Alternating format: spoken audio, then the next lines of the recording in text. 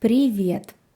Это канал для тех, кто изучает русский язык как иностранный. Сегодня мы поговорим о разнице между глаголами «слушать» и «слышать». Для начала давай повторим, как изменяется глагол «слушать» в настоящем времени. Я слушаю. Ты слушаешь. Он, она, оно слушает. Мы слушаем. Вы слушаете. Они слушают. Это глагол первого спряжения. Когда ты слушаешь, ты направляешь внимание на звуки. Это осознанное действие. Например, я слушаю подкаст. Я обращаю внимание на то, о чем говорят в подкасте. Ученики слушают учителя. Ученики внимательно следят за словами учителя. После глагола «слушать» употребляется винительный падеж. Слушать что? Подкаст. Слушать кого? Учителя. Переходим к глаголу «слышать». Давай вспомним, как он изменяется в настоящем времени. Я слышу. Ты слышишь. Он, она, оно слышит. Мы слышим. Вы слышите.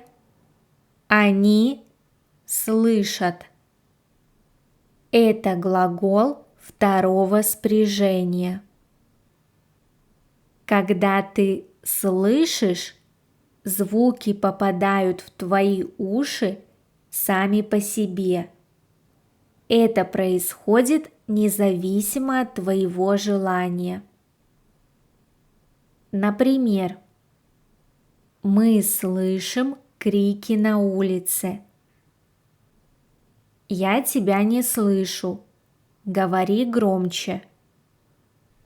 В этих примерах звуки попадают в твои уши или не попадают, независимо от твоего желания. После глагола «слышать» употребляется винительный падеж. Слышать что? Крики. Слышать кого? Тебя. Давай сравним эти глаголы на контрасте.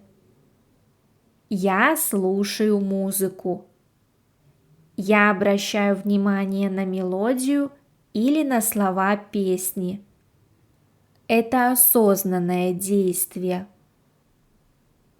Я слышу музыку. Музыка просто звучит рядом. Например, из соседней квартиры или из проезжающей машины. Звуки сами попадают в мои уши, независимо от моего желания. И еще одна пара. Ты меня слушаешь? Ты обращаешь внимание на мои слова? Ты меня слышишь? Мой голос попадает в твои уши? Итак, запомни. Глагол «слушать». Ты решаешь направить свое внимание на звуки. Глагол «слышать». Звуки попадают в твои уши независимо от твоего желания.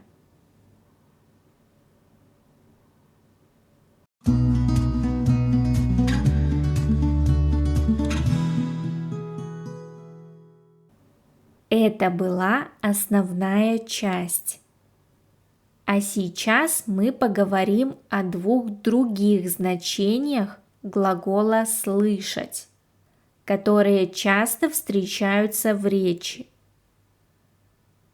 Он может означать иметь слух. Например, бабушка плохо слышит. Правое ухо совсем не слышит. Мы сообщаем о проблемах со слухом. И еще одно значение – узнавать что-то от других людей. Например, ты слышал об их переезде в Португалию? Кто-то уже рассказал тебе об их переезде?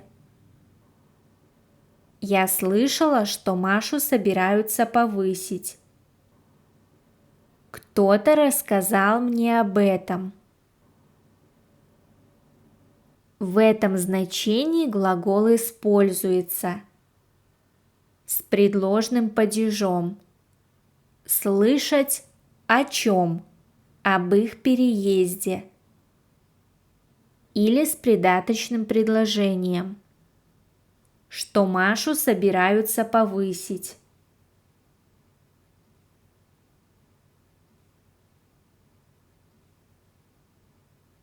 Предлагаю выполнить небольшое упражнение, чтобы закрепить материал. Выбери подходящий по смыслу глагол и поставь его в нужную форму. Дети внимательно слушают сказку.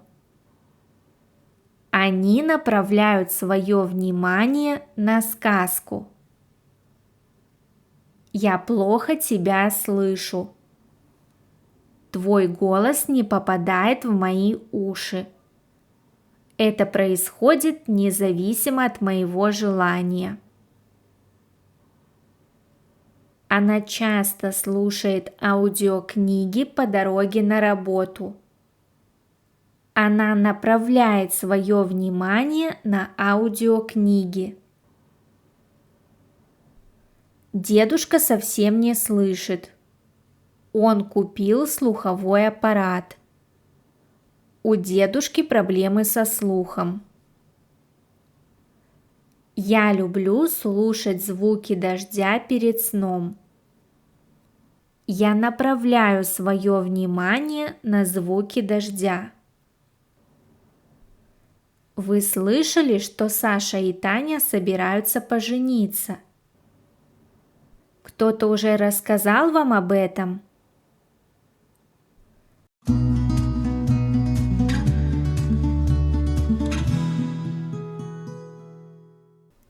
Сегодня мы поговорили об основных значениях глаголов «слушать» и «слышать».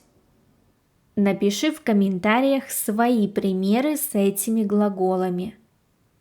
Спасибо за просмотр. Пока!